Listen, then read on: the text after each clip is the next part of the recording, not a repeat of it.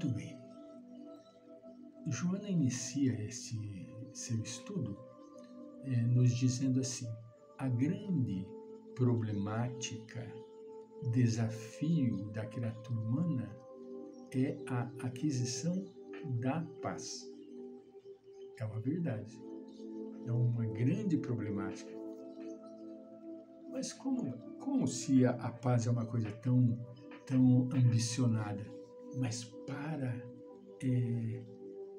adquirir, para conseguir a paz, a pessoa precisa se desprender de muitas coisas que ela não tem vontade de se desligar. Empenha-se, continua ela, na sua conquista, raramente busca e segue os caminhos ideais capazes de conduzir à sua meta. Vivendo uma época de conturbação nas diversas áreas, tumultua-se com facilidade, mesmo quando pensa encontrar-se no rumo certo. É fato. A pessoa, ela tem uma facilidade imensa de tumultuar, né? De conturbar. Então, ela, ao invés de acreditar que aquele caminho é o caminho correto, ela cria confusão. Atavicamente amando do ego, olha, preste atenção, atavicamente amante do ego, apega-se aos valores externos e esse comportamento se torna responsável pelos seus contínuos insucessos. O ego, ele, quando vê que a pessoa está buscando uma mudança, e essa mudança vai lhe trazer certos prejuízos como, Francisco? Vai deixar de certos hábitos que satisfaz o ego. O ego, ele simplesmente alimenta o egoísmo, a idolatria, a chamar a atenção. Quando ele percebe que ele vai estar correndo risco nesta área, então ele simplesmente coloca impedimentos, empecilhos para o êxito no caminho do indivíduo. Desequipada dos instrumentos interiores que o harmonizariam em relação ao próximo e ao cosmos, exaspera-se com frequência e desanima diante dos primeiros impedimentos que considerem intransponíveis. Muito comum. Muito comum. Quando a pessoa começa a observar que vai ter que abandonar algumas coisas que lhe dão prazer, e esse prazer é do ego, pronto, ela não quer saber mais. Ela abandona. Eu vivi experiências dessa natureza e já citei para vocês em vídeos anteriores. Eu fui até conversar com a pessoa, mas por quê? Não, Francisco, eu vou ter que mudar muita coisa, eu não estou querendo, está muito bom do jeito que eu estou, eu prefiro ficar do jeito que eu estou. Você vai fazer alguma coisa, você vai obrigar, você vai tuchar a goela abaixo da pessoa, que ela está errada, em momento algum. Se porventura acontecer com vocês algo semelhante, de forma alguma não insistam. Apoiem a pessoa, orientem e apoiem. Não, se porventura você sentir que deve nos procurar, estaremos à disposição, né? Continuando, adaptada às conquistas exteriores de fácil logro, abandona os propósitos iniciais de encontrar a paz, deixando a postura de não violência para unir-se aos beligerantes, embora disfarçando a agressividade. A Terra tem vivido sempre em guerra, e as nações apenas repousam no interregno dos conflitos, saindo de um para outro, sem encontrar o caminho para a preservação da tranquilidade geral.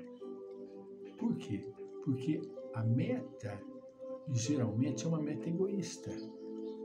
É uma meta que é objetiva, que prioriza as conquistas materiais. E, com isso, dificilmente a pessoa vai conseguir abandonar e encontrar a paz. A essas guerras violentas, continua Joana, sucedem os armistícios, que são pequenos períodos de repouso nos quais os litigantes recuperam as forças para novas lutas, sempre eclodindo focos de destruição decorrentes de motivos injustificáveis e de razões nenhumas, como se os houvesse legítimos para a hediondez das batalhas sangrentas. Ao armistício, entender, eles param um pouquinho, mas isso é só para simplesmente enganar. Para enganar, depois retomam novamente com força dobrada.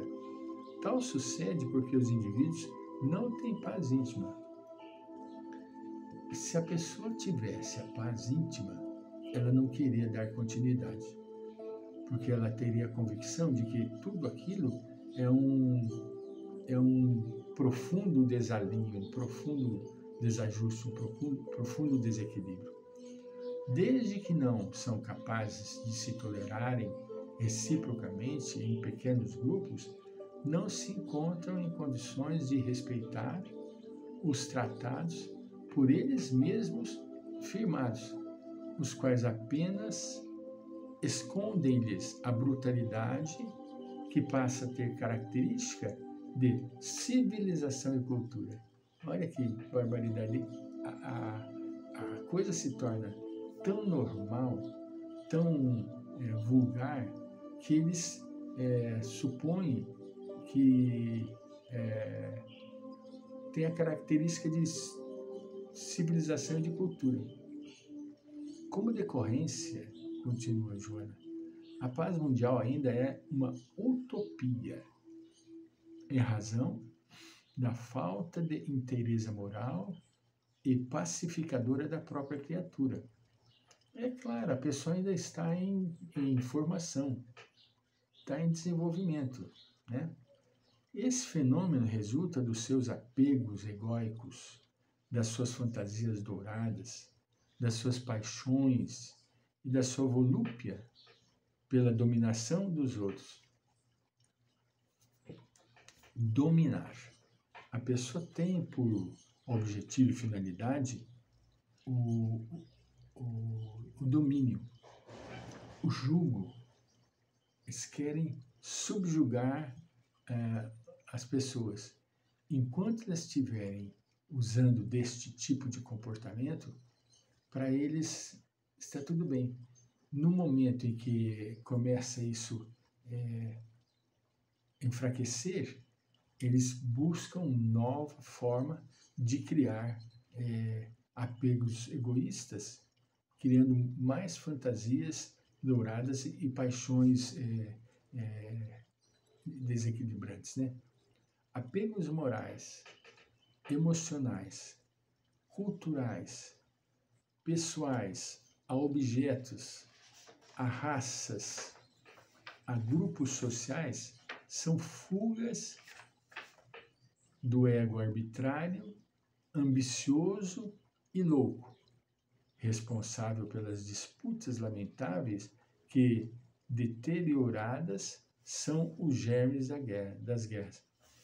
Esse estado psicológico de transferência e projeção da sombra, da personalidade imatura, é fruto da balbúrdia dos interesses mesquinhos e múltiplos aos quais se aferra, desajustando-se diante da ordem, da natureza e da vida. O indivíduo, ele, infelizmente, precisa de uma reavaliação. Alguma coisa não está indo bem. Tem que buscar um novo despertar. E esse novo despertar incomoda o ego. Porque o ego quer ter apego às coisas. Ele só se dá bem enquanto estiver subjugando o outrem. E isso nem sempre deixa o semelhante satisfeito. Nem sempre. Quem gosta de ficar subjugado? Quem tem prazer de ficar submisso a uma norma, a uma lei de desalinho? Ninguém. Ninguém. Nem.